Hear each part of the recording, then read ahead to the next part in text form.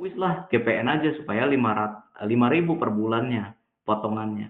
Ternyata yang dinamakan GPN itu sirkulasi uangnya itu tidak keluar ke Amerika.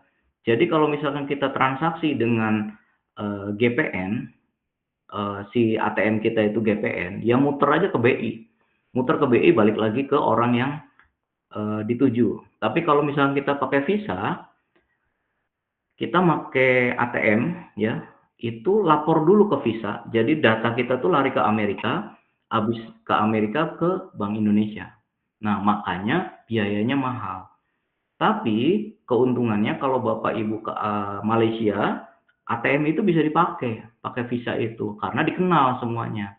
Nah, apa kejelekannya? Ya contohnya kemarin waktu perang pertama kali 2022 Rusia sama Ukraina, itu Swift code dari si Visa itu diblokir.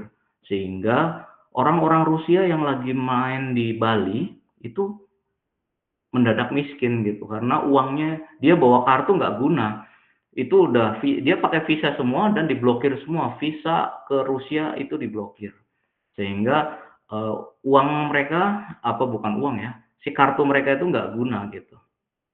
Tapi kalau uang rubelnya berguna, masih tetap bisa, tapi kalau yang si kartu-kartu itu semuanya diblokir. Nah itu sebagai alat perang juga gitu kan.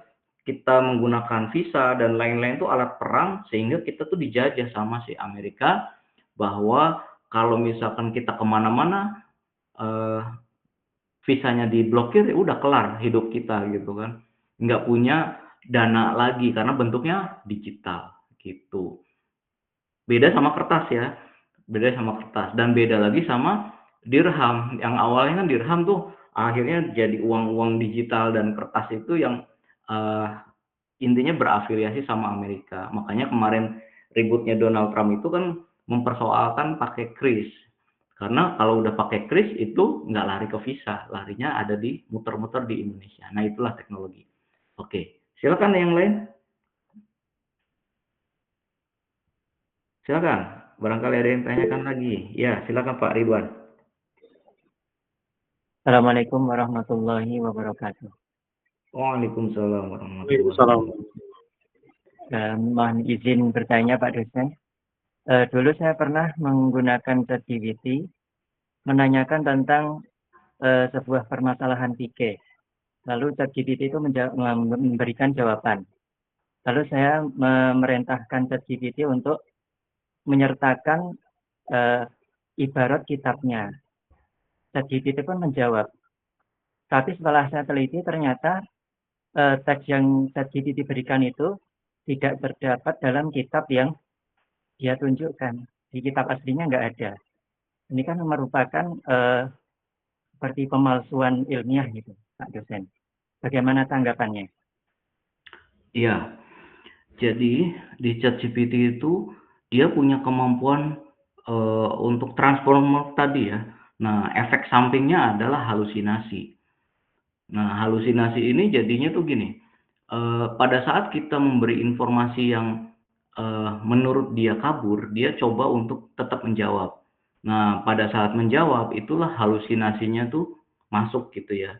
Makanya saya sih berharap gitu ya ada di sini yang di Bapak Ibu ini ada yang meneliti tentang eh, kesahihan prompter kita ke ChatGPT, nanti ChatGPT-nya harus disertakan versinya ya, kemudian bisa menggunakan DeepSeek. Jadi penelitian Bapak Ibu itu membandingkan prompter yang sama di chatbot yang berbeda. Nah, kemudian satu laginya adalah prompter tadi ditanyakan ke ahlinya. Jadi ahlinya siapa? Ahlinya ulama. Semisal Eee, coba, terangkan ayatnya tentang sholat, misalkan gitu ya. Nah, si chatbot satu ngomong apa, chatbot 2 ngomong apa, chatbot 3 ngomong apa, ulama ngomong apa. Orang pinternya ya, maksudnya orang pinternya. Jadi jangan kita sendiri nyari juga gitu kan, karena nggak boleh kita yang jadi ahlinya, nanti kan subjektif. Nah, ahli ngomong apa. Nah, dari sana akhirnya nanti kalau Pak Ridwan meneliti itu, wah bagus sekali tuh.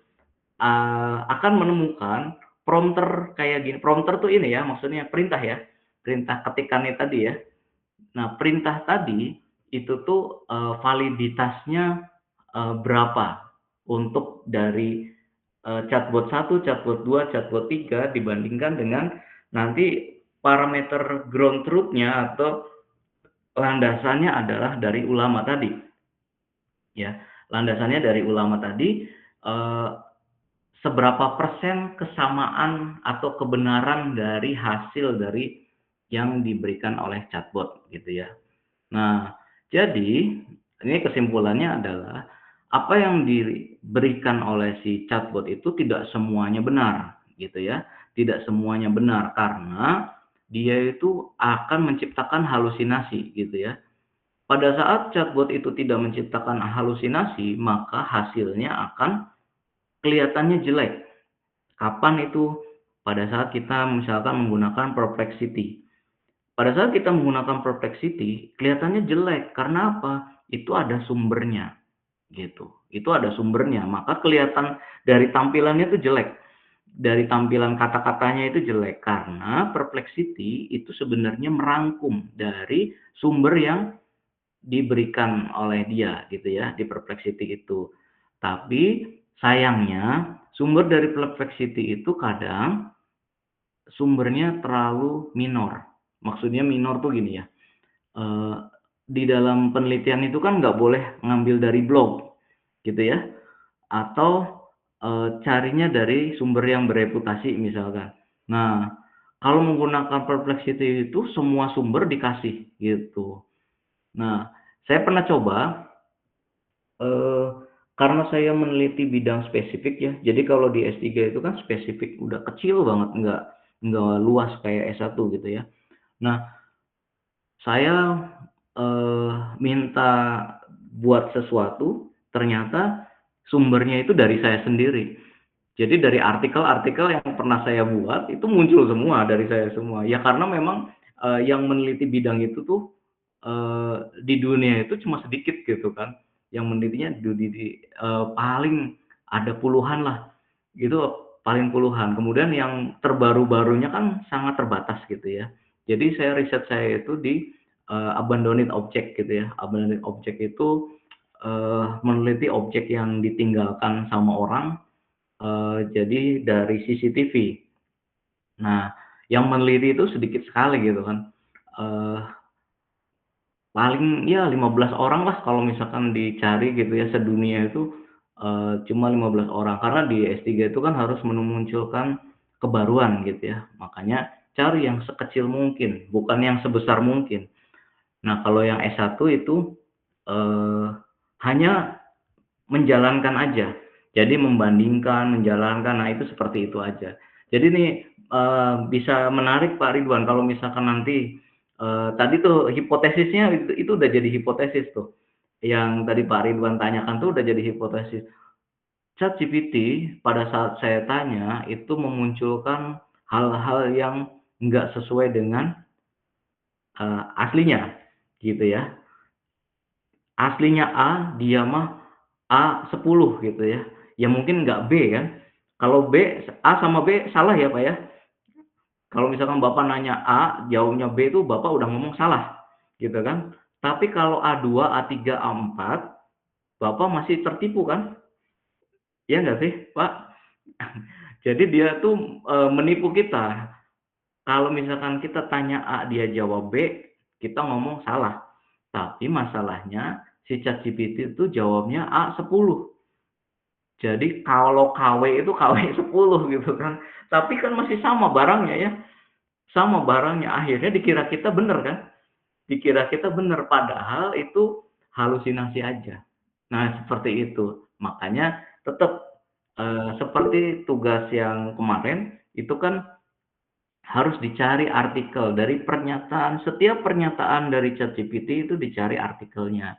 Cuman dari tugas kemarin itu kan hanya teknis ya.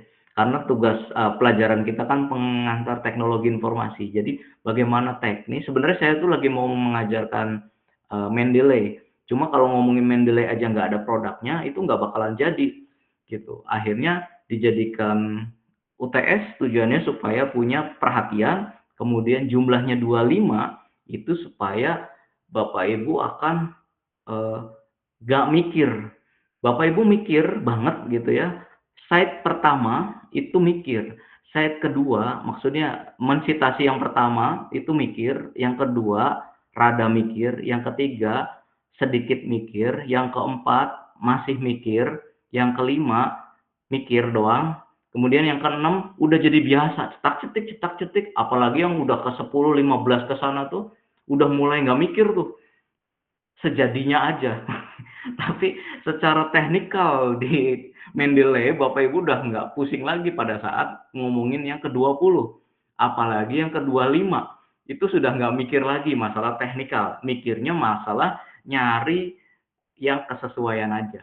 Gitu. Nah itu tujuannya seperti itu. Saya tuh lagi melatih supaya Bapak Ibu sudah masuk ke alam bawah sadarnya mengerjakan sesuatu. Makanya perlu repetisi yang banyak. Makanya kemarin saya 25 itu sebenarnya itu tujuannya. Jadi bukan angka keramat sebenarnya ya, supaya Bapak Ibunya dipaksa terus-terusan belajar aja gitu. Oke, silakan Pak Teten.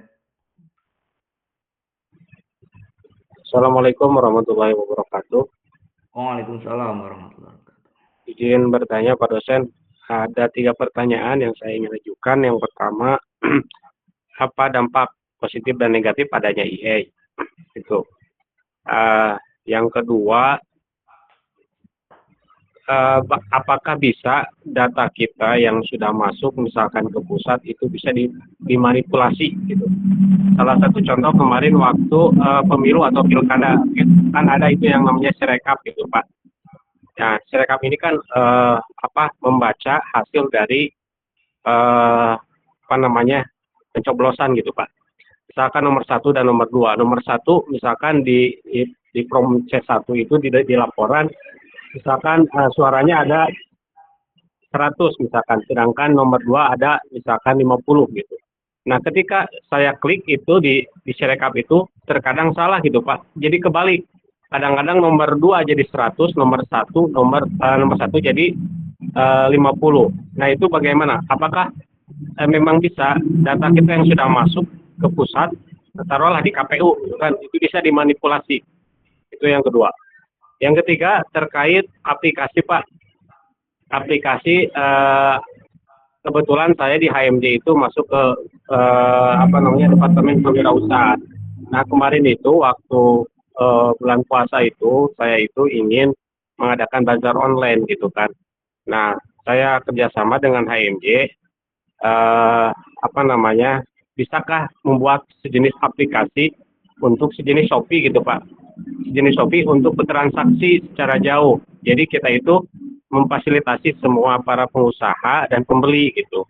Salah satunya ya kayak Shopee lah seperti itu.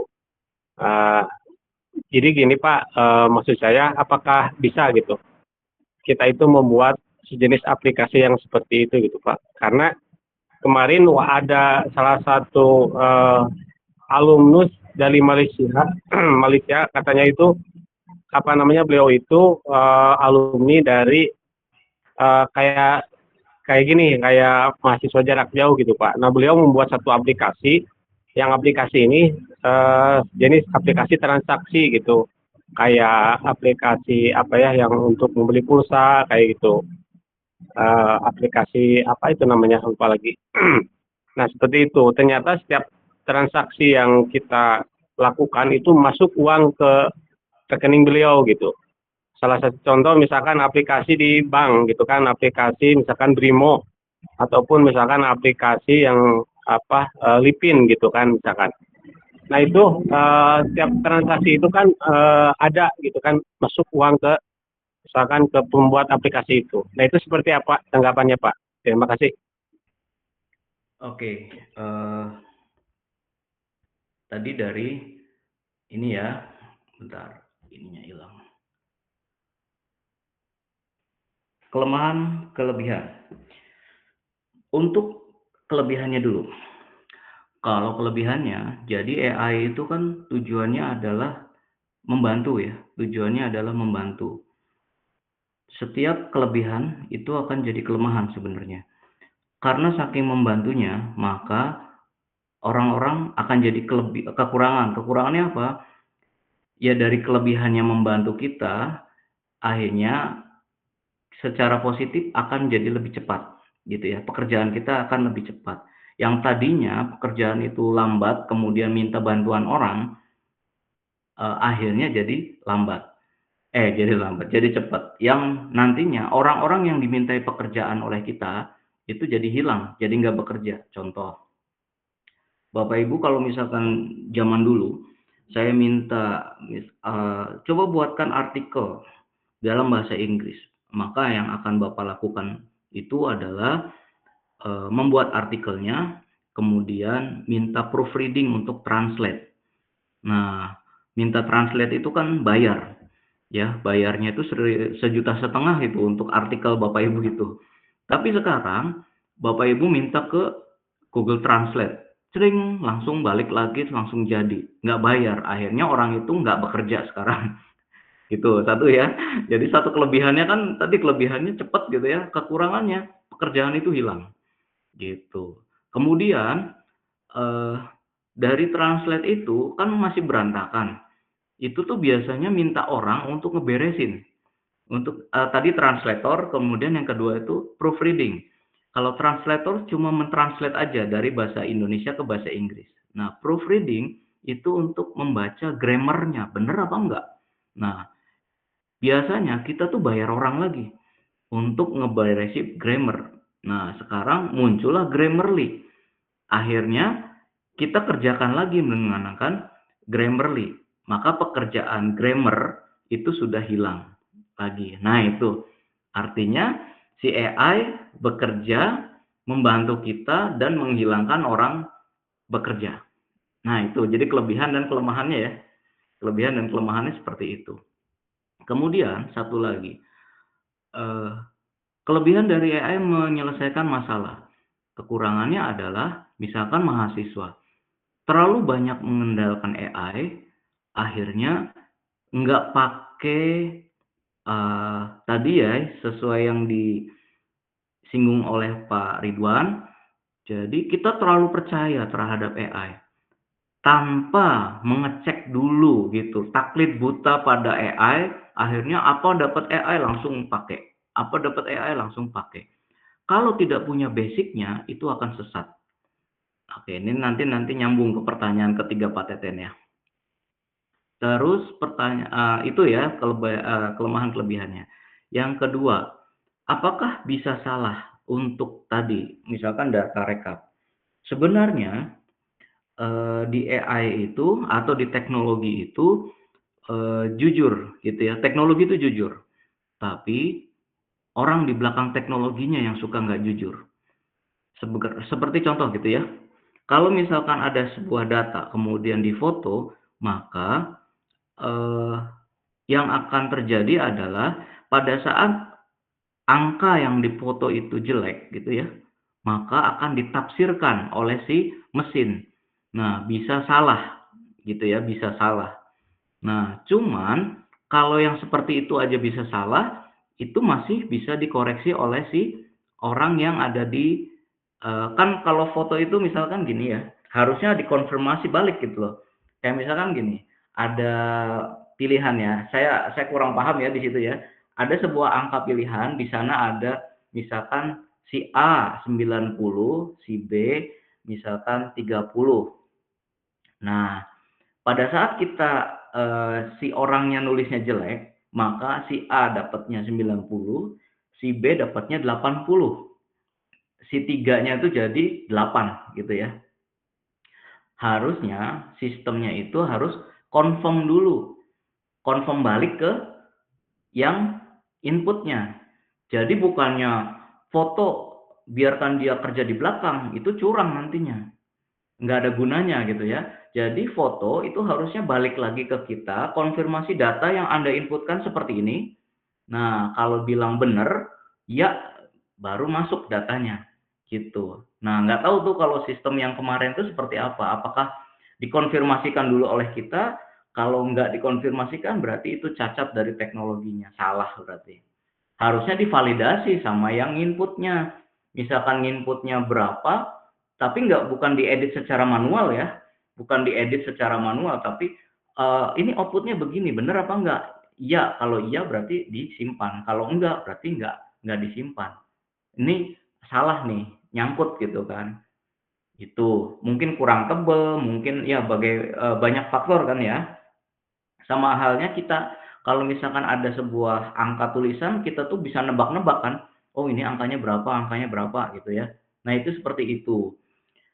Nah itu juga yang merubah kebijakan nasional Bapak Ibu. Apa coba kebijakan nasional tentang baca-baca ini? Baca ini, apa? Nomor kendaraan. Baca nomor kendaraan, yang nomor kendaraan kita itu kan warnanya hitam, eh, backgroundnya itu secara algoritma sebenarnya kita tuh kalau hitam juga bisa baca sebenarnya. Kalau hitam itu dikonversi jadi putih, putih jadi hitam, itu komputer bisa. Nah cuman kecepatannya akan jadi lambat karena ada satu proses mengkonversi hitam jadi putih, putih jadi hitam gitu ya. Nah karena butuhnya cepet di LT apa sih, di tilang elektronik tadi, kan butuhnya cepet ya, nggak bisa kita mikir dulu gitu kan, si capturing itu harus langsung jadi gitu kan. Nah maka kebijakan nasionalnya adalah eh, apa sih, hitamnya jadi putih gitu. Makanya dibikinlah aturan supaya semua plat nomornya jadi putih gitu. Tujuannya itu tadi, karena algoritma itu dia udah dicoba ngebacanya dari hitam itu jadi lambat gitu ya. Ya bisa nggak Pak dirubah algoritmanya? Ya sudah dicoba itu, terakhirnya itu nyerah.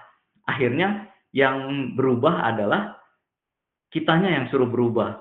Makanya semua plat nomor itu berubah dari hitam jadi putih. Itu sebabnya itu kronologis teknis di belakang itu seperti itu gitu ya. Itu. Nah, terus balik lagi masalah kesalahannya. Pak, kalau tilang elektronik itu jadinya ngaco. Iyalah, kalau menurut saya sih ngaco. Kenapa? Misal, Bapak Ibu eh, minjem motor temen, kemudian Bapak Ibu nerobos lampu merah.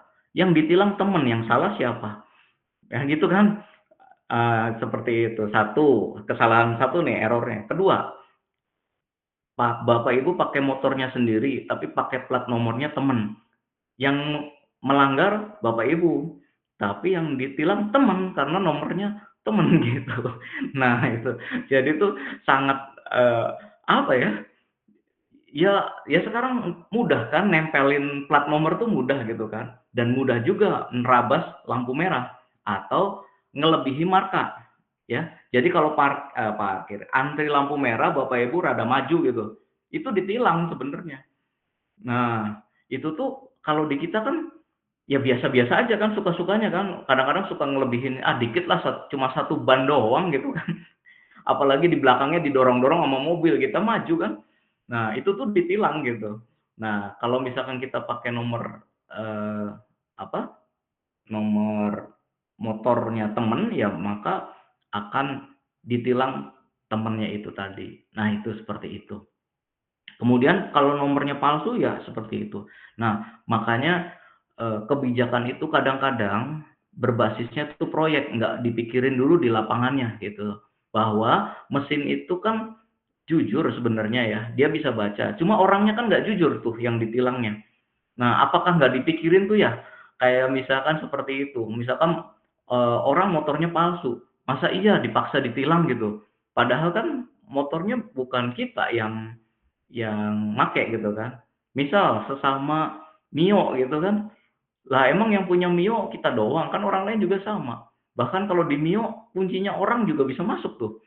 Ada beberapa ya yang cacat produksi itu kuncinya orang dimasuki dengan kunci kita itu mau gitu di Mio tuh. Nah itu contoh sederhananya seperti itu. Oke. Terus yang ketiga itu adalah eh, bisa nggak sih buat kayak Shopee? Nah, kalau yang ini nih jadi tugas ini ya, sekarang itu saya ngajar pemrograman web. Nah, yang ngajarin mahasiswanya bikin itu gitu, bikin kayak Shopee itu. Jadi bisa banget gitu. Kalau Bapak Ibu bisa mau bikin bisa nggak? Bisa. Pakai AI itu bisa. Cuma masalahnya Bapak Ibu nggak tahu nanyanya nanya apa gitu kan. Kalau misalkan nanyanya, coba buatkan program kayak Shopee, ya nggak bisa lah. Dia terlalu besar ngomongnya gitu. Kayak misalkan gini contohnya. Oke, kalau di sana terlalu luas ya, saya susah ngomonginnya. Sekarang Bapak Ibu tahu buku kan? Misalkan gini, saya kasih tugas, buatkan buku pengantar teknologi informasi. Coba, apa yang ditanya? Ayo, ini tebak-tebakan dulu. Apa yang ditanyakan? Kalau misalkan saya suruh, coba buatkan buku pengantar teknologi informasi. Gimana kalau nanya sama AI? Ayo, ada yang bisa jawab? Saya Ya, bikin ayo. offline-nya dulu, Pak. Iya betul. Jadi jangan minta buku, tapi outline-nya. Misalkan buatkan daftar isi. Habis buat daftar isi, kemudian ditanya satu-satu per babnya, bukan per bab, per subbabnya. Terus ditanya kecil-kecil gitu. Nah, dirangkai gitu. Jadi, kalau misalkan buat program kayak semacam Shopee, itu harusnya kita tanya dulu. Kalau mau bikin itu tuh kita ngobrol dulu kalau mau bikin program kayak Shopee, itu apa yang, diperlukan usernya, alur kerjanya seperti apa. Nah, seperti itu. Alur kerja itu tuh akan menentukan pertanyaannya. Terus yang mahasiswa tadi, apakah, pakai AI? Iya, mahasiswanya tadi saya bolehkan pakai AI. Kenapa? Ya karena udah nggak zaman kayak saya ngajar tahun 2005. Saya ngajar pemrograman tahun 2005 kan nggak ada AI, maka saya tulis tangan gitu kan. Ayo diajarin per skrip, per code gitu kan. Tapi kalau sekarang saya ajarin gaya 2005, manual satu persatu, mahasiswanya gampang aja pakai AI. Ya udah sekarang ujiannya pakai AI sekalian supaya saya di atas mahasiswanya tetap gitu. Nggak bisa kan masa kita masih pakai gaya lama ya mahasiswanya cepet gitu. Nah makanya nih balik lagi ke sini juga ya. Nah itu semoga bisa dijawab ya Pak Teten ya. Terus Pak bisa nggak make itu gratis? Ada Pak. Namanya Oscommerce Pak Teten. Namanya Oscommerce itu gratis. Eh, Belinya di mana? Belinya ya Bapak Ibu punya tempatnya dulu. Misalkan ini ya, saya contohkan ya. Kalau misalkan Oscommerce nih, eh, nanti bisa beli kayak misalkan di sini, namanya ini nih beli hosting, misalkan rumah web ya, atau apalah yang Bapak Ibu kenal, misalkan rumahweb.com. Nah, ini seperti ini. Nah, saya kenalkan ya namanya hosting itu seperti apa. Terlihat ya Bapak Ibu ya. Jadi kalau misalkan di sini ada dua ya. Di sini nih ada domain, ada hosting. Kalau domain itu adalah nama ya, nama kita. Nama misalkan shopee.com itu nama gitu ya. Tapi kalau hosting itu space, tempat penyimpanannya. Biasanya kalau beli hosting itu gratis domain. Tapi gratisnya setahun. Nanti tahun depannya bayar. Oke, kita coba lihat ya. Nah, di hostingnya sendiri itu macam-macam. Ada shared hosting, ada cloud hosting. Nah, ada dedicated server, ada VPS cloud server. Harganya beda-beda ya. Yang paling murah yang ini. Jadi kalau Pak Teten mau bikin, carinya yang share hosting dulu, yang murah. Ini bisa diserbu berapa? Ini diserbu sehari bisa 1000, bisa nggak mati gitu ya. Kalau yang cloud itu bisa banyak. Terus kalau IAIN kok mati? IAIN itu ya eh, strukturnya yang salah, makanya diserbu rame-rame mati. Seberapa rame IAIN itu? Ya kalau misalkan hari Sabtu Minggu itu kan berarti mahasiswanya sekitar 5.000 ditambah PPTQ itu ya. Itu sekitar ada 10.000 kayaknya. 10.000 mahasiswa akses di jam yang sama karena struktur programnya nggak bagus, makanya down gitu ya.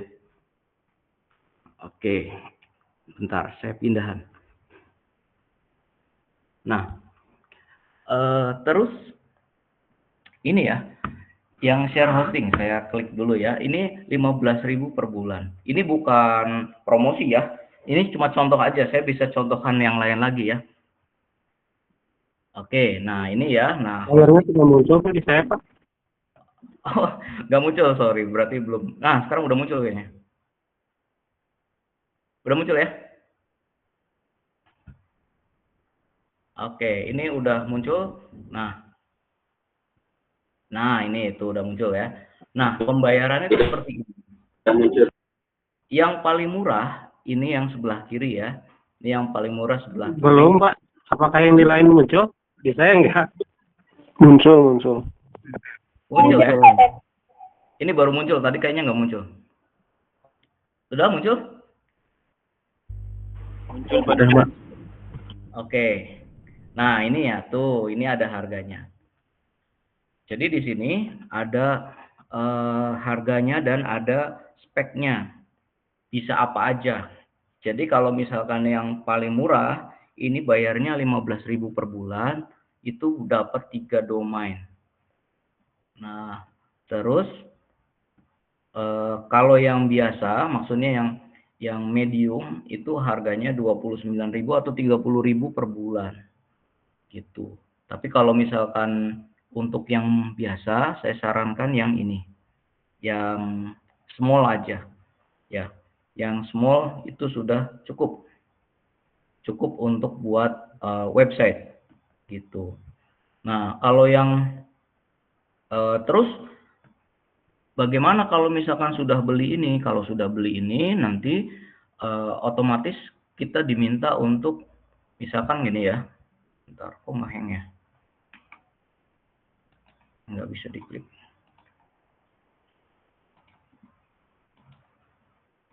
Oh, bentar. Nah, misalkan ini ya, kalau misalkan kita beli, misalkan kayak gini, nanti akan diminta domainnya.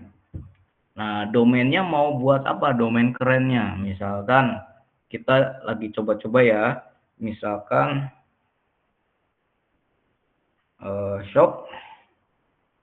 shopku misalkan. Nah, harganya kalau 4 kata itu harganya mahal, 3 juta loh. Tapi kalau 5 kata itu harganya bisa 150.000. Udah jauh banget ya. Ya. Kalau misalkan kayak gini, saya mau bikin shop.com gitu ya. Wah, ini mahal banget. Makanya biasanya diakalinnya pakai ini. Nah, ini kan 5 huruf. 5 huruf itu harganya normal gitu ya. Nah, kita cari tuh cari domainnya ada nggak? Oke. Pada saat dicari di sini shop.com sudah ada yang punya. Shop.net sudah ada yang punya. Shop ID. Nah, ini belum ada yang punya. Harganya segini per tahunnya. Nah, kalau misalkan kita ambil itu biasanya gratis. Kalau kita beli yang tadi, paket-paket tadi itu ada yang gratisnya. Nah, ini nama-nama lainnya, ini nama-nama domain. Nah, seperti itu. Nah, pada saat sudah beli dan melakukan pembayaran, nanti kita tinggal install aja Bapak Ibu programnya itu. Ya. Tinggal install aja, mau bikin program apa aja itu ada. Gitu ya. Itu udah ada di sana, tinggal nginstal aja. Nah, itulah kecanggihannya ya. Kecanggihannya mau bikin website, mau bikin apa itu? Dumel ya.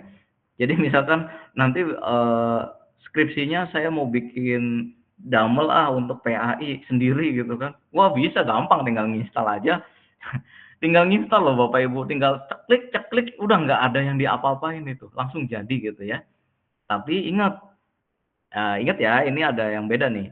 Ada yang namanya H panel, ada yang namanya C panel. Ingat ya, Bapak Ibu harus belinya yang C panel, C panel tulisannya itu.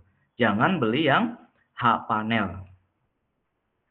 Kalau yang H panel itu install manual buat yang bisa itu pakainya H panel. Tapi kalau misalkan buat pemula pakainya C panel belinya. Emang apa bedanya? Harganya beda 200.000 gitu ya. Bedanya 200.000. Cuma puyengnya itu sepanjang sepanjang tahun puyeng terus kalau pakai H panel gitu ya. Kecuali udah terbiasa. Kalau saya pakai dua-duanya gitu ya. Kadang pakai C panel, kadang pakai H panel. Karena saya punya beberapa hosting. Nah, itu seperti itu. Jadi di sini nih tuh lihat tuh ya. Kalau masih nampak di sini tuh bisa tuh membuat kategori ini buat teknologi apa segala macam sudah disiapkan. Programnya sudah disiapkan. Jadi Bapak Ibu semua bikin program saat ini tuh gampang banget gitu ya. Cuman apa kelemahannya? Kelemahannya susah untuk customnya. Contoh ya Bapak Ibu ya. Kalau misalkan Bapak Ibu bikin pakai program gratis, contohnya Bapak Ibu punya toko ya, punya warung Madura gitu ya, punya warung Madura pengen pakai Oscommerce namanya tadi, bisa nggak? Bisa, cuman kelemahannya adalah di Oscommerce itu pakainya dolar di sananya. Kalau mau pakai rupiah ya kudu ditambahin sedikit yang perlu dirubah-rubah. Terus menunya lengkap banget. Karena saking lengkapnya kita jadi nggak pernah pakai. Akhirnya kalau kita punya karyawan di toko Madura itu puyeng. Karena saking lengkapnya. Nah itu seperti itu. Akhirnya itulah butuhnya orang TI untuk custom. Jadi saya mau bikin program supaya sedikit aja. Tapi kalau misalkan lengkap banget, pertama efeknya berat. Yang kedua, ya tadi penggunanya jadi pusing karena saking lengkapnya. Nah itu seperti itu. Gitu ya. Jadi ini pertanyaan yang ketiga. Bisa nggak bikin kayak Shopee? Bisa. Jadi pembayarannya bisa langsung ke rekening kita digabungkan dengan misalkan Living Mandiri gitu ya. Itu bisa langsung nantinya. Gitu. Oke, ada lagi yang ditanyakan, yang lain. Semoga ini bisa menjawab ya. Tapi di luar konteks PAI, tapi bagian dari pengantar teknologi informasi gitu ya. Oke, silakan. Lagi yang lain.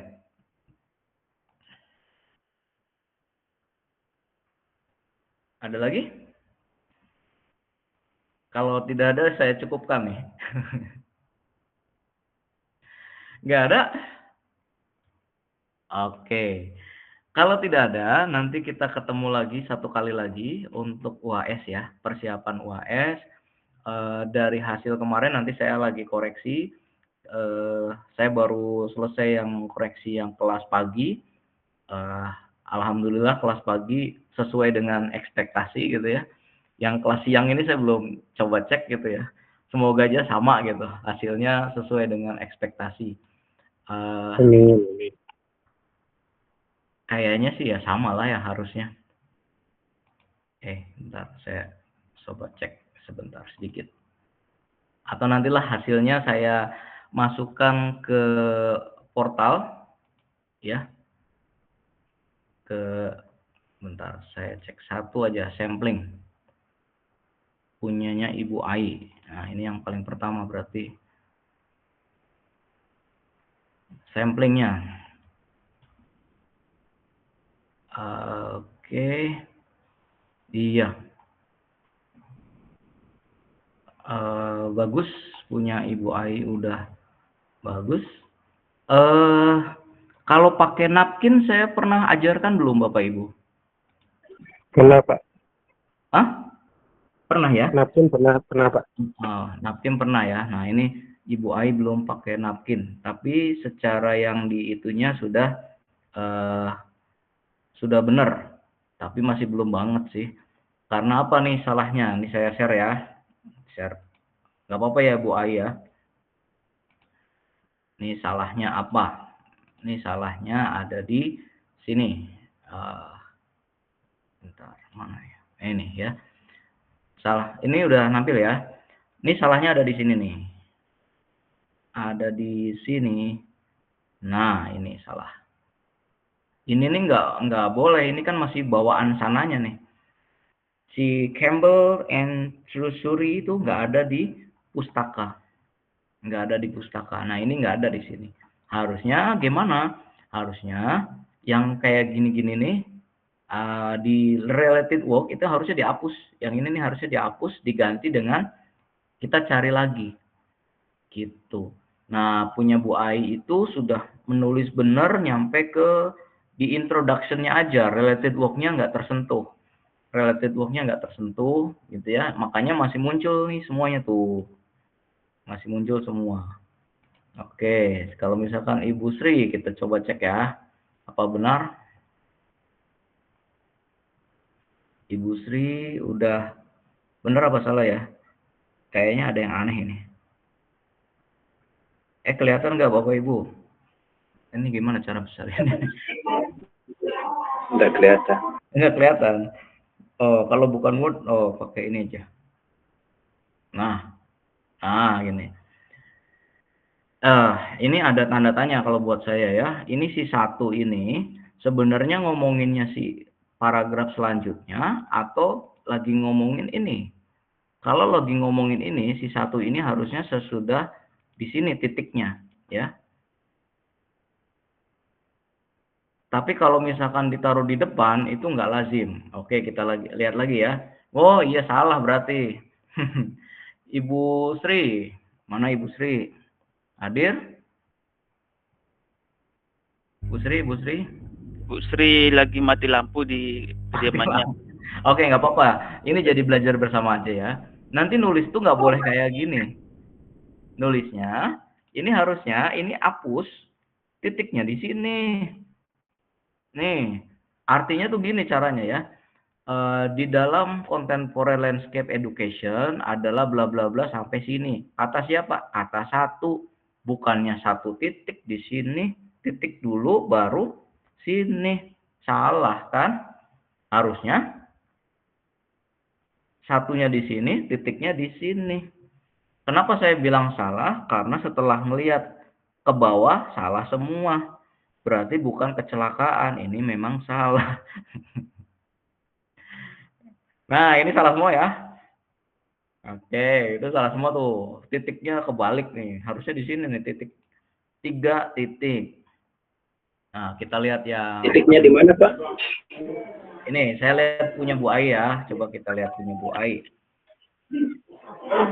Nah, ini ya. Bu Ai ada? Ada. Ada. Nah, kayak gini harusnya nulisnya. Tuh, the rise of digital technology, bla bla bla. Kata satu titik gitu. Terus ngomongin lagi, among the most influenced platform in this digital, bla bla bla bla. Kata siapa? Kata 2 titik. Kata 4 titik. Nah, ini benar. Yang kayak gini ya, cara nulisnya ya. Tapi kalau ini salah. Tuh. Ini nih, nomor 1 dulu. Nah, ini 2 nih. The problem facing, ini tuh sebenarnya nulisnya tuh kayak gini nih. Ini titik harusnya. Tuh, kayak gitu harusnya. Terus yang ini nomor 3. Ini harusnya ke sini titik. Nah, kayak gitu. Jadi ini kebalik punya Bu Sri. Kita ambil sampel satu lagi ya. Pak Aldi. Aldi Ramdhani. Ikut Bu Sri apa ikut Bu Ai? Boleh dah punya saya, Pak. Budi Satriawan. Nah, Pak Aldi ikut Bu Sri kewalik. Enggak juga. Ini anomali. Ini kewalik, ini enggak kewalik. Nah, kita lihat nomor 3 ya. Nomor 3 kebalik. Nomor 4 kebalik. Oh, berarti yang anomali yang nomor 1. Nomor 2 yang anomali. Ini benar sendiri nih, yang lainnya salah. Pak Aldi ada? Aldi Ramdhani. Oke. Tadi siapa lagi yang Boleh pengen punya share? saya, Pak. Boleh punya saya, Pak. Siapa? Pak Teten Sabudin. Pak Teten, ada nggak Pak Teten? Punya saya Pak Toto Pak. Bentar, ini ada yang kelihatan di sini dulu aja ya. Wah, adanya Pak Ali ada. Mana Pak Teten? Ngumpulin nggak? Kumpulin Pak, pakai Google Form. Bentar, mana nih? Udah ada yang nampak? Nggak ketemu Namanya nggak ditulis di judul Toto Jamaluddin Oh, Pak. ini nih, ya. Ini Pak Teten Sahabudin. Kita lihat, nulisnya bener nggak?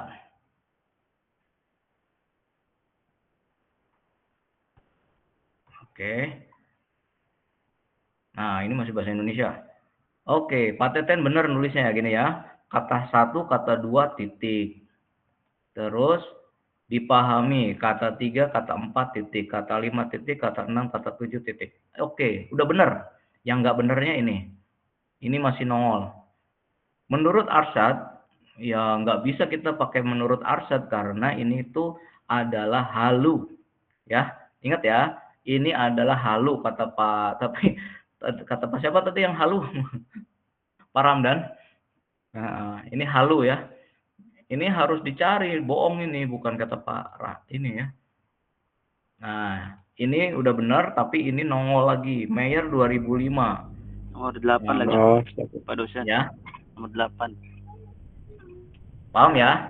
Jadi yang salahnya di kajian teorinya itu harusnya nggak muncul lagi sih orang-orang ini, harusnya diganti dengan data yang benar, gitu ya. Ini data halu, ini data halu. Oke, siapa lagi yang mau dilihat? saya Pak. Pak Toto, Siapa? Pak Toto. Pak Toto ini, Toto Suhyanto, betul? Ya Pak, ya. Pak Toto, kita lihat Pak Toto. Wah, ini template apa ini? Beda. Oke, nah Pak Toto kebalik ya Pak Toto. Tahu salahnya Pak Toto? Titiknya apa ya? Iya, ini kebalik titiknya tuh di sini. Sini nih titiknya. Nah, gitu. Oh iya. Ini juga kebalik semua pasti. Kebalik ya, ini kebalik. Oke, ada yang mau dilihat lagi? Siapa yang kebalik nih? Nah, ntar dulu PJ-nya dulu kita cek ya. Masa PJ-nya nggak dicek? Kalau PJ-nya nggak benar berarti ikut PJ nih. Ah, PJ bener kok. Nah, paling ini aja ya, setelah titik harus spasi. Nggak apa-apa, ini kecelakaan. Kecelakaannya 2. Nah, ini. Nah, ini ya, ini bener nih ya, nulisnya ya. Wow, relative work-nya udah hilang nih. Bentar. Wah, ini yang paling bener nih kayaknya nih. Tapi introduction masih begini. Ya Allah, pakai AI. Pak Ali. Nggih, Bapak dosen. Promnya kurang kayaknya itu Pak, promnya. Iya, masa segini nih, kayak nih yang temen-temennya nih, tuh. Kayak gini minimal, kayak temen-temennya nih, tuh. Nggih, siapa Pak dosen? Ini versi minimalis, nggak ada introduction semua segini nih. Ini relative work-nya udah bener, tapi introduction-nya nggak ada. Oke. Nah, seperti itu ya.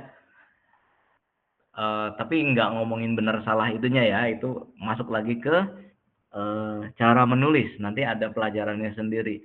Yang saya mau ajarkan di sini sebenarnya bagaimana mengenal pertama, bagaimana mengenal sitasi ya. Bagaimana mengenal sitasi, kemudian jenis-jenis sitasi.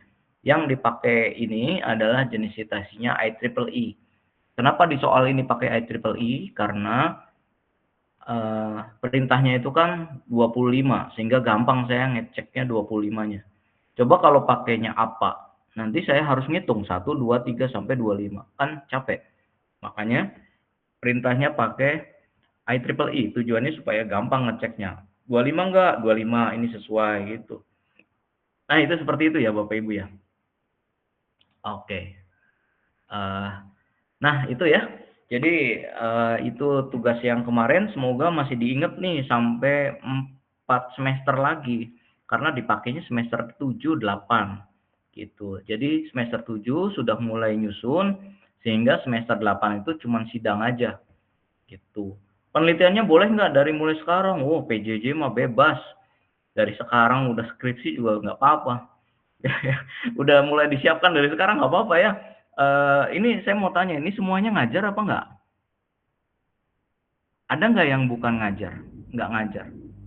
Ada yang bukan beasiswa Pak dosen. Oh, bukan. Ada yang ngajar apa nggak? Maksudnya di lingkungan sekolah apa? Misalkan Pak Teten pengusaha gitu. Bukan bukan guru itu. Nggak ada ngajarnya. Pak Teten guru? Iya Pak, di MI Pak. Oke, ya guru berarti kan maksudnya eh, nanti skripsinya sesuai dengan lingkungannya, gitu ya. Ada yang Kalau mungkin dari misalkan, reguler Pak yang belum ngajar kayaknya. siapa? Sebagian yang dari reguler kan ada beasiswa, ada yang reguler Pak. Di Mhm. kelas kita ini mungkin reguler ada yang salah satu yang belum ngajar itu Pak. Ada yang nggak ngajar? Coba mana? Ayo sampel dong, yang nggak ngajar. Maksud saya nanti apa gitu nantinya gitu ya. Kalau misalkan nggak ngajar, kalau mau sama dengan yang lain ya berarti harus ngajar, gitu ya. Tapi kalau misalkan eh, nggak ngajar, itu bisa seperti idenya Pak siapa tadi? Aduh, hilang. Pak Ridwan, Pak. Pak Ridwan. Iya, kayak Pak Ridwan. Jadi skripsinya kayak Pak Ridwan, nggak ngajar. Misalkan kita mau eh, mengecek nih kualitas chatbot berdasarkan prompter, ini beneran soheh apa enggak gitu kan. Nah, itu juga boleh kalau misalkan penelitian seperti itu boleh gitu kan. Apakah halu apakah enggak. Jadi tuh kita ada prompter, satu prompter, kemudian tanya ke mesin A, mesin B atau chatbot ChatGPT, tanya DeepSeek, tanya Gemini, tanya Meta, kemudian tanya Pak Kiai. Hasilnya mana yang mendekati sama dengan Pak Kiai. Tapi bukan sekali, nanyanya banyak gitu. Isi skripsinya itu seperti itu, komparasi chatbot berdasarkan prompter yang diberikan, mana yang paling banyak halunya. Nah, akhirnya dapat presentasi. Chatbot itu nggak, dia taluk di materi ini gitu. Gitu. Di materi ini hampir berapa persen halunya. Nah, nanti dari sekian banyak chatbot itu mana yang paling bagus? Tadi pertanyaan siapa yang tadi ya? Ada nggak yang tadi nanya? Mana Pak chatbot yang paling bagus? Saya nggak bisa jawab, saya belum meneliti itu. Makanya tadi saya ajakin, ayo yang mau meneliti chatbot mana yang paling bagus, itu bisa gitu ya. Karena harus di bidangnya ya Bapak Ibu ya. Karena sayanya nggak terlalu paham kalau misalkan di bidang, kalau Bapak Ibu kan dekat dengan para kiainya ya, para ustadznya. Kalau di saya juga ada sih, tapi udah pada kiai guru besar tuh susah ditemuin gitu ya, susah ditanya gitu. Jadinya susah kalau mau meneliti bidang itu. Udah gitu, yang kedua saya lebih ke teknik gitu ya, bukan ke eh, narasi di agamanya gitu. Kalau misalkan join kolaborasi di masalah tekniknya oke, tapi kalau misalkan di agamanya mungkin lebih banyak yang lebih bisa diajak kerjasama gitu. Oke, ada lagi yang ditanyakan? Cukup? Gimana Pak Ali? Cukup Pak Ali? Insya Allah cukup Bapak dosen. Oke, kalau cukup nanti eh, masih satu kali pertemuan untuk sinkronus ya. Nanti saya infokan di grup saja. Eh, jadi di UTS nanti saya cek ya seberapa nilainya. Nilainya nanti bisa dicek di portal. Nanti saya akan buat UTS di portal, tapi itu nggak usah ngerjain karena nilainya kan sudah ada ya. Tinggal saya nanti masukkan aja di portalnya. Tapi dari secara keseluruhan itu cukup baik gitu ya, yang sesuai dengan apa yang diinginkan. Semoga semuanya udah mengerjakan. Ada yang belum mengerjakan? Kalau belum mengerjakan segera itu dikumpulkan terakhir nih. Nanti ada kelihatan tanggalnya nih. Berarti, wah, minusnya banyak ini 2 minggu. Berapa? Seminggu ya, minusnya seminggu gitu ya. Karena harusnya minggu yang lalu menyelesaikannya. Baik, itu saja. Kalau misalkan tidak ada lagi yang ditanyakan, nanti akan diinfokan pertemuan sinkronus selanjutannya. Mohon maaf jika ada kesalahan. Assalamualaikum warahmatullahi wabarakatuh. Waalaikumsalam warahmatullahi wabarakatuh. Terima kasih Pak dosen. Terima kasih, Pak.